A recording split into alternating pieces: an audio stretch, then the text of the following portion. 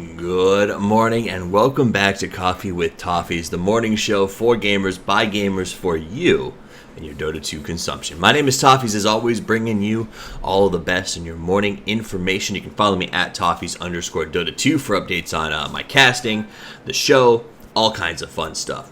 I will also say that you can make sure that you follow the Twitch channel here if you're watching us live. Otherwise, make sure you follow whatever avenue it is that you're listening to the game through, whether it's SoundCloud or YouTube or anything like that, because it does obviously help me keep the show going. It's important that you show you like it. That way we can keep making it bigger and make it worth my time to continue to do. But I'm glad to be here with you guys today. It's just me, so it's going to be a news rundown, a fast, clean Monday morning show. I like to get the guests on Tuesday and do my features on Friday, and that's the way that the morning show with Toffees tends to run. So without further ado, a couple of announcements. First and foremost, for those of you who don't know, we are in the midst of Little Toffee Watch. What that means is that Mrs. Toffees is technically due to have Little Toffees today, right now, today. That said, though, it's up to him when he shows up, so we are now actually in borrowed time, in extra minutes, penalty time, whatever you want to call it, stoppage, as we wait for Little Toffees to arrive. So I'll tweet out once the hospital time comes. That way you'll know you're not, the show probably won't happen the week of the baby's birth, but we will find out as we move forward. So just a heads up. Now, on to news that you're interested in. Dota 2 news, pro news. Fear has announced his official return, so he will be coming back. He's going to make an appearance. We thought it would be today, but it's not going to be, and that's we'll cover that as time moves forward. Thanks to Flawless for the congratulations over he's watching live on the Twitch channel. It's official, so Fear's back, and that's great news for everyone. It was rumored here about a week and a half ago, but it's been officially announced this weekend on the Twitter of EG, and we will officially see him come back as a carry, but also as a support from time to time, as Zai has announced that he wants to play other roles as well, and it's important to EG that they keep the team happy and together. So look for maybe some transition as time moves forward. Second, is a big bit of news.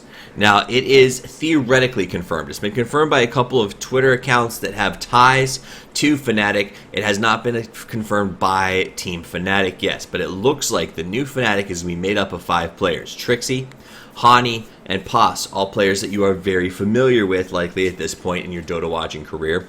Players you may not be familiar with are Boogie and Matumba Man. Now, Boogie is an offlaner. He is Finnish. He used to roll with Rats in the Dark, was the team that he used to work with.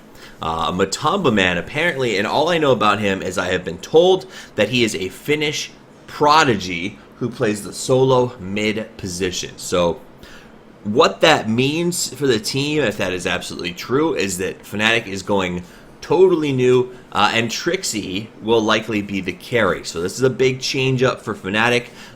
If it's what everyone's saying it is, if this is actually the roster, and Boogie and Matumba Man are what everyone from that side of the scene, from the Finnish scene, is saying they are, it could be a really great thing for Fnatic. So keep an eye on that. It is once again unconfirmed by Fnatic, but confirmed by a lot of Twitter accounts of people who do know Fnatic personally. So it sounds like that could be the way it's going. Next piece of news. Vanscore officially leaves Empire. This is confirmed. It was put on their website. He is not coming back. I don't think I threw it up there. So Vanscore is gone. He's not going to be with Empire anymore. Now, something that is unconfirmed is we think that he may be talking to Na'Vi. There are rumors that Na'Vi has been in communication with Vanscore to replace some of the roster that has bled off in the last couple of weeks, presumably most officially KKY, of course. That said, that's unconfirmed, but this afternoon we get to watch Na'Vi play over in the D2CL, so it could be that we get to find out for sure this afternoon. So it is confirmed again, Vanscore is leaving Empire. Maybe, maybe not joining up with Na'Vi. Yet to be seen. Next one is Chessie is going to replace S4 on Alliance. Another rumor. There's two big implications here. One, S4 is leaving Alliance, and two, Chessie will be replacing him. So we've been suspecting for a long time that S4 is going to be going off on his own to work on his own side project. That said, I'm not overly familiar with Chessie, so I can't tell you too much about this guy. But if he's replacing S4, I can tell you, he's going to have some massive shoes to fill. S4 has been a king of that team. Masterful understanding of strategy. And Chessie would have a really, really big order, tall order to go to. And whoever S4 decides to join up with, or wherever S4 goes, phenomenal. Needs to make sure. I mean, I don't care where he goes, he's going to do a great job. All right, so here's the last thing. And now it's confirmed-ish. And I only say that because I can't read Chinese, so I can't tell you from my own reading eyes. It's confirmed just what I've been told by people who can read Chinese. But the Chinese Dota scene has been a lot of flux lately after the TI. And Tong Fu, we believe, has announced their official roster as Zhao, DD, Long DD, YYF, and Zippo. Now, I can't, like I said, it looked legitimate based on the pictures that I saw and the website, but it's all in Chinese, and I couldn't read it. So, for the most part, it is confirmed. That said, it is as far as I can go without being able to read the language. So, my apologies. I'll work on Mandarin or whatever, I think it's Mandarin, or ASAP. Alright, so that's it for pro news in terms of roster switches. So now we get to move on to other news. News in the Dota 2 gaming world, as it were. Number one, ESL tickets are on sale tomorrow, the 26th. So if you want to go to ESL 1 New York, some good teams are going to be there.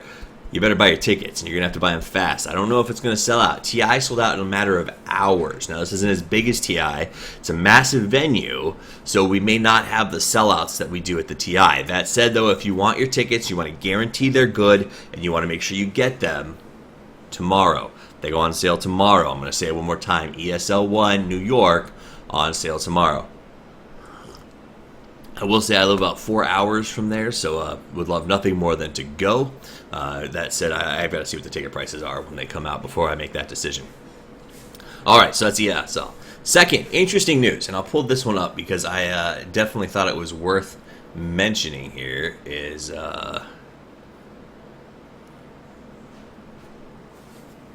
right now, this is kind of a strange thing, but C9 and EG have withdrawn from Battle Arena, and it was just announced today. They were supposed to have a big game, all right, a semifinal at 21 CET, so this afternoon, EG versus Cloud9.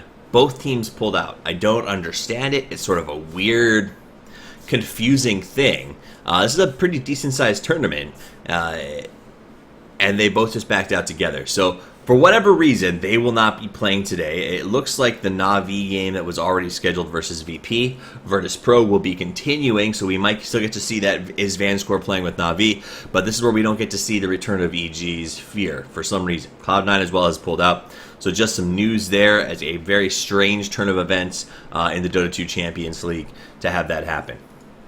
All right, so let's find this picture. Here we go. This is a picture, and I'm putting it up on the Twitch so you guys can see it, but I'll tell you what it is. A posted by Pit Muckle. You may know him. He's a caster, especially over on Hitbox TV.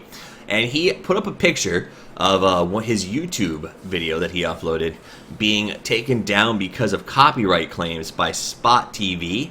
Now, the copyright says it's Monkey Spanner versus Muhan and that they have the rights to that. The draft screen that is posted on the video shows Union Gaming versus Team Stay Green. So, what apparently is happening is Spot TV is filing copyright infringement claims against a couple of popular streamers who are doing YouTube show videos. And the problem is some of them aren't even against the teams that are actually being covered. In this case with Pimps, it was totally different teams. Hefla TV has also had a bunch of copyright claims filed against them, as has Dota Talk, as Lily posted yesterday in a chat channel. So right now, Spot TV, for whatever reason, is claiming streams that aren't theirs, filing copyright issue. I don't know why and I don't know how, but it is something that seems like it's becoming a pretty big problem and is at least worth everyone knowing about as it's becoming an issue. All right, let's talk about, let me go through here. Bounty Hunter series yesterday wrapped up, or this weekend wrapped up. The way that the Bounty Hunter series works, guys, if you weren't paying attention, there'll be a bunch of them throughout the year, as Pimp covers them on Hitbox. It is a group of invited teams that play their way they basically do a single elimination series to get themselves to a chance to fight last time's champion. Last time Na'Vi US took it, it's a $1,000 reward. This time Union Gaming, South American powerhouse, fought their way through, challenged Na'Vi US, but Na'Vi stepped up and won 3-0 against them. Now the question is, did they do that because of the fact that Na'Vi is just superior, or because of the fact that the US East servers were crap, so most people were playing on the US West, which is well known to be a much, much harder server for South American players to play on. So that may have played into it. Either way, 3-0, Na'Vi US takes the win. Last but not least, MSI Beat It Global Qualifiers for EU ended yesterday as well, and it will be Team Empire and Virtus Pro advancing. So great job to them. Congratulations on that advance. All right, so now we're going to pull up games that I suggest that we watch today. The game list for today is pretty laid back, nothing massive. We've got Virtus Pro versus Koopas. Going to be a rollover. Arrow versus Myth Trust is in about an hour's time, and that's going to be a great game to watch. Invasion First Departure should be pretty good, but here's the real ones. The real picks for my day is Natus Vizier. Na'Vi versus Virtus Pro is going to be in about 3 hours, and that should be a very, very good one in the battle arena. EG versus Cloud9 got canceled, but that was my pick of the day, which is a damn shame. So Virtus Pro, Na'Vi, the Na'Vi reveal the new roster. Virtus Pro on a roll after their win in the MSI Beat It. It's going to be a great game. That's the one to watch today if you're looking for some Dota to have your head on. So there's my picks. If you want to look at the lounge real quick, just so you can see what the percentages are. A good bet place for you to go today would probably be Myth Arrow. I think Myth has a good chance to upset Arrow Gaming. It's a 40-60, so you get some good value return there. I also think that Virtus Pro could beat Na'Vi. That said, it's only 54-46 because it's hard to put percentages, but look for that to change. So the bets right now are 54-46 on the Na'Vi Virtus Pro game. I expect about 2 hours closer, 3 hours, 2 hours or so. It's going to be a lot different. So go back, check it again. I wouldn't be surprised to see Na'Vi take a 20% edge, which means put those rares on VP because it could be a big payout. All right, so those are your lineups for the day. That's Dota news for the most part. Let's talk about some other news in gaming. Some interesting stuff happened. Not a ton, but a few things. One, Elder Scrolls Online. It's an MMO. If you play it, get ready for incentives to keep you on board because they have been losing subscribers like crazy. They're down to less than, I think it's 760,000 or something like that, have remained with them. So they are fighting tooth and nail to make sure that they keep subs. Second, Sony Network is back online. If you play on your PlayStation 4, you'll notice yesterday you couldn't, and that is because of a massive DDoS attack against the Sony Network. So bad, in fact, that they attacked the airplane that the Sony president was flying on, and he couldn't get out of his private airport, from what I understand. So Network is back from the DDoS attacks. The only other big thing that's really happened outside in terms of gaming today is that RDU, I think it's Redu is how he says it. RDU won the HyperX Hearthstone Championship, so I think I give some 3 majors this year. And if you like Hearthstone, RDU is just killing it, so he's doing a great job there. So that's our other news, and now we'll run through a quick update on things that you need to know for your day. 5 things to get you started this week. Number 1. James Foley, the killer is almost ID'd as the hunt for his killer continues. Britain says that it's close to identifying the man who beheaded the American journalist on video.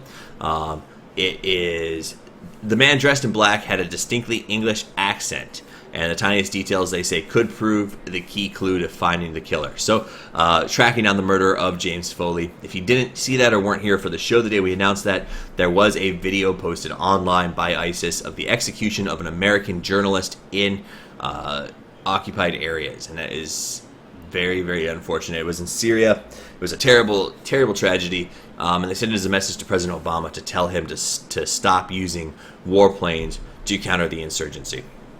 Number 2, Ferguson funeral. Michael Brown, the gentleman who was killed by a police officer and has caused so much unrest in the town of Ferguson, is being laid to rest today. Everyone's asking that nothing happens. There have been riots throughout the city and violent protests all over St. Louis, and we're hoping that today goes smoothly and quietly, but do know that the funeral is in fact today. Little League, a team out of Seoul, South Korea, broke the heart of a Chicago Little League club by winning a Little League World Series. So they took the win, did a really great job, beat them out, and everyone's proud of how our team played here from the Chicago area, but congratulations to the Korean team for taking that win.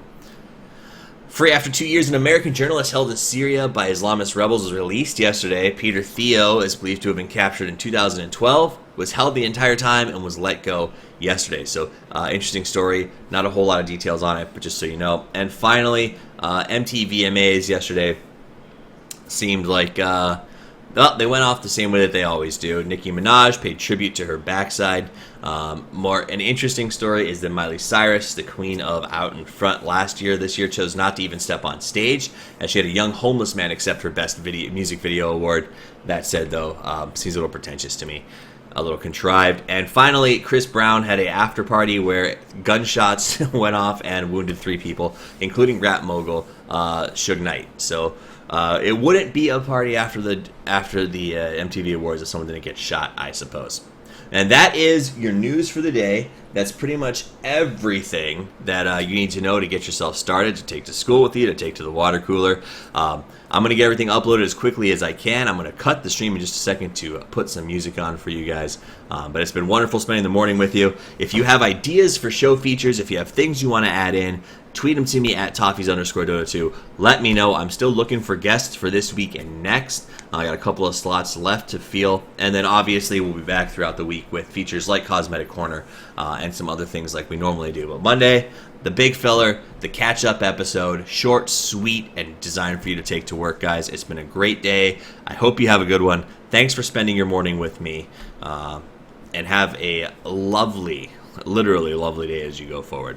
That said, guys, have a great afternoon, and Toffees out.